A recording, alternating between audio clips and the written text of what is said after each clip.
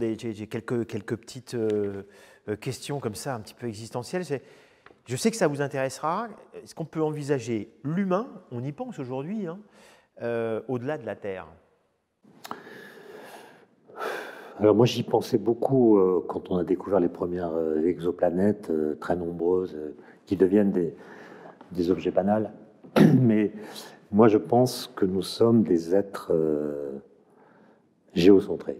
Voilà. C'est-à-dire que nous sommes terriens avant d'être humains.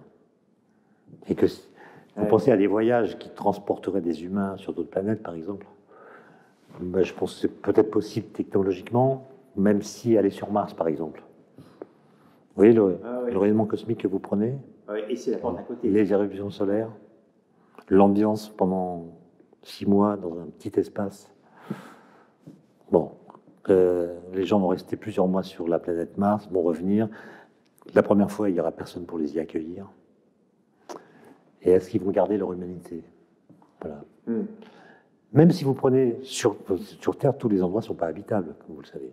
Prenez des alpinistes, vous les mettez au sommet de l'Everest. Vous les laissez au sommet pendant 8 jours.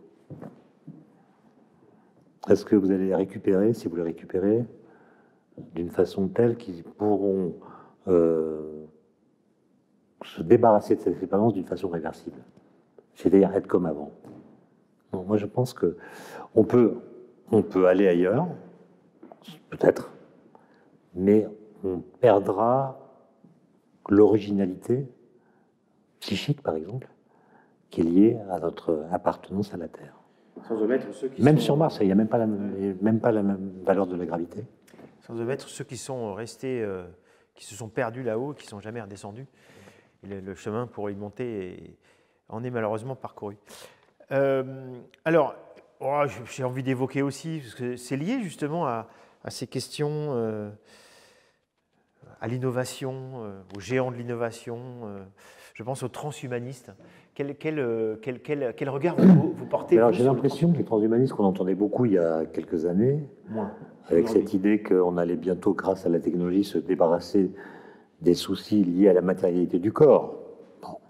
Comme si le corps était quelque chose qui serait à la source de tous nos ennuis existentiels, maladies, etc. On les entend moins, je crois. Pourquoi? Parce qu'un petit virus de 10 nanomètres de diamètre a paralysé pendant plusieurs mois l'économie mondiale et la vie des citoyens. Et donc on a été ramené très brutalement à ce qu'on pourrait appeler notre socle biologique.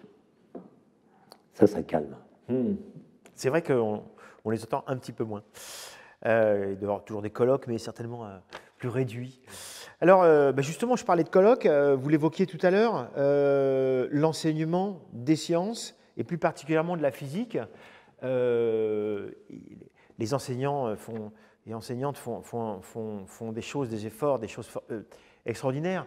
Mais comment vous l'envisageriez, vous, aujourd'hui? J'ai envie de dire, si vous étiez ministre de l'Éducation, par exemple. Bon, d'abord, il y a un défi que ne connaissaient pas les professeurs de ma génération. Enfin, quand j'étais adolescent, collégien, lycéen, c'est qu'aujourd'hui, c'est quand même très difficile de capter l'attention des jeunes. C'est vrai. La concurrence est rude.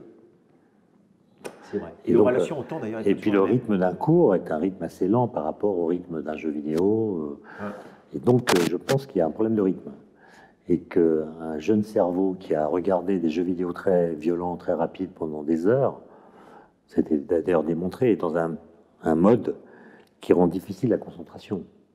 Je crois que quand on a regardé un jeu vidéo pendant plusieurs heures, on ne peut pas lire un texte tout de suite après, parce que le cerveau est dans une exigence de rythme qui le rend inapte à un retour rapide dans une activité qui demande de la concentration. Peut-être et vice-versa d'ailleurs. Donc choper l'attention des étudiants, des jeunes, c'est pas évident. Bon. Et moi, je pense qu'un enseignement de la physique pourrait davantage s'appuyer sur le paradoxe. Voilà. Au lieu de faire croire qu'il y a une sorte de sens physique qu'aurait certains qui les prédisposerait à être bons en physique, montrer qu'il n'y a pas de sens physique. Que la physique, ça contredit l'intuition. Que ça oblige à penser contre son cerveau, comme on le disait tout à l'heure. Et ça, je pense que c'était un outil pédagogique très très puissant, puisqu'à partir du moment où vous vous rendez compte que votre intuition, votre pensée spontanée est contredite par un énoncé crédible, bah vous vous mettez à réfléchir, vous vous mettez à penser. Et donc je pense que la physique devrait être davantage utilisée, non pas dans l'idée que les citoyens doivent connaître la physique. Moi, je n'ai pas du tout une conception scolaire de la démocratie. Un citoyen qui ne connaît pas la physique n'est pas un moins bon citoyen qu'un autre qui s'y intéresse. Mais utiliser la physique comme réservoir d'expériences, de situations qui provoquent notre intellect.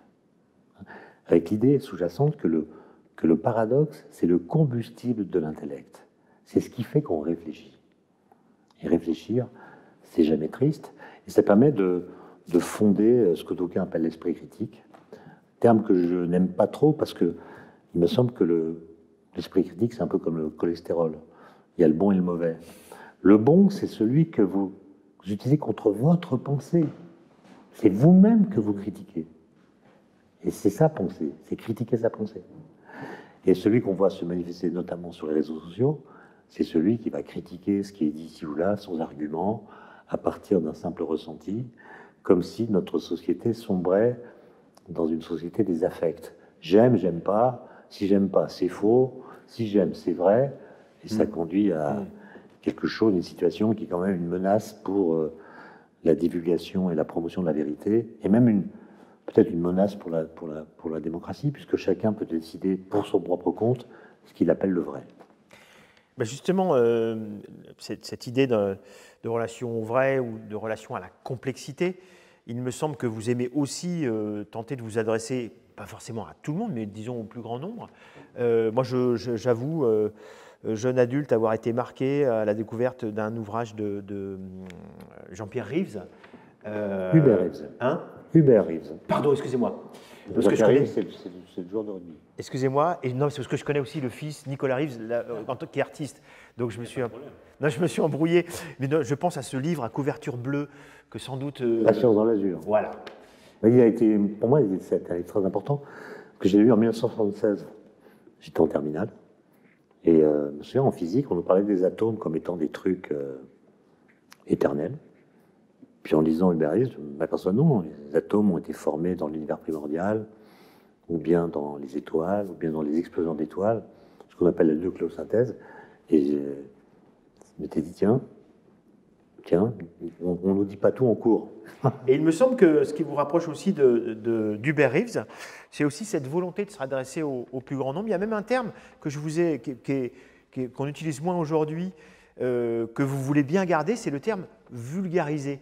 Aujourd'hui, on utilise le terme médiation, il y a des médiateurs, des médiatrices partout. Médiation, ça fait penser à GIGN.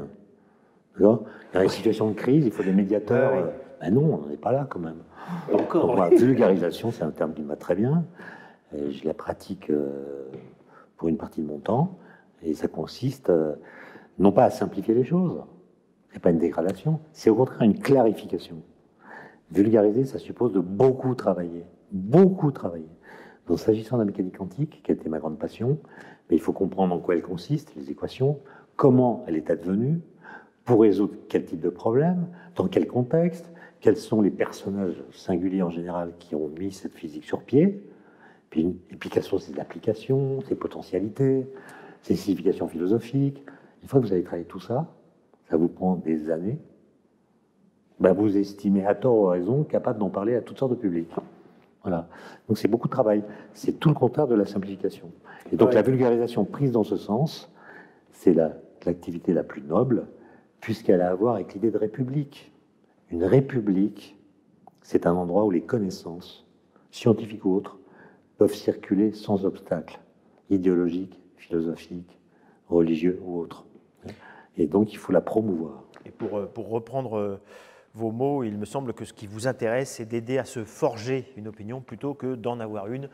Et Dieu sait si aujourd'hui... avoir une opinion, c'est souvent l'effet d'une certaine paresse intellectuelle. C'est clair. Alors, on arrive au terme, et je vous avais prévenu qu'il y avait une question qu'on qualifie de secrète, mais qui est bienveillante. Et là, vous pouvez regarder les caméras et donc s'adresser à notre public. Si vous aviez aujourd'hui, précisément, il est 12h30, si vous aviez un message à faire passer, si vous aviez un conseil, peut-être même un conseil à faire passer aux jeunes physiciens, on parlait de Patience dans l'Azur, on est à peu près de la même génération, si vous aviez un conseil peut-être à donner à quelqu'un qui voudrait s'y lancer, même s'il a d'ailleurs un autre métier, vous évoquez ce physicien qui est aussi prêtre, semble-t-il la physique n'est pas réservée aux purs physiciens. Si vous aviez un message à faire passer, comme j'imagine vous le faites toutes les semaines avec vos étudiants, mais là, en parlant à, non pas nos étudiants, mais nos... Pour qu'ils deviennent physiciens. Hein? Pour qu'ils deviennent physiciens. Pas nécessairement. Le message que vous voudriez faire passer aujourd'hui, soit aux jeunes physiciens, soit à l'étudiant, ou à la personne qui peut-être a découvert la physique avec votre livre sur les grandes idées, quel message vous voudriez faire passer aujourd'hui? Alors souvent, on associe le métier de chercheur au fait d'être curieux.